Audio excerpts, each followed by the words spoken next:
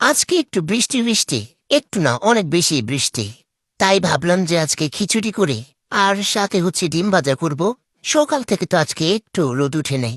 বৃষ্টি হলে কারা কারা খিচুড়ি রান্না করেন বলেন তো? তো এই যে এখন আমি খিচুড়িটা রান্না করব। তেল পেঁয়াজ দিয়ে দিয়েছি, এখন আদা বাটা দিলাম। এই যে তেল ছিটায় আমার রান্নাঘরটা পুরা নষ্ট হয়ে যায়। পরে এই যে মশলাগুলো কষায় চাল ডাল ধুয়ে রাখছিলাম ওইটা দিয়ে দিলাম। আস্তেও একটা রসুন দিয়ে দিলাম। তখন চালটা সুন্দর করে কষায় পানি দিয়ে দিব। পানিটা যখন শুকায় আসবে তখন ঢেকে দিব। এই তো আমি ওটা দেখতেছি হয়েছে নাকি, কিন্তু আরেকটু হবে। পরে এই যে আবার ঢেকে দিলাম। এখন এই তো পুরোপুরি হয়ে গেছে, ঘ্রাণটা এত সুন্দর বের হয়েছিল।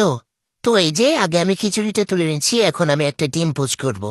এইটা হচ্ছে আমার উট পাখির ডিমটা। কিন্তু আমি ডিম ভাবতে গেলে এমন বাংলাদেশের মানচিত্র হয়ে যায় কেন্দ্রে। তোর সমস্যা নাই, একভাবে খাইলেই হয়। দেখেন সুন্দর হয়েছে না? আজকে একটু বৃষ্টি বৃষ্টি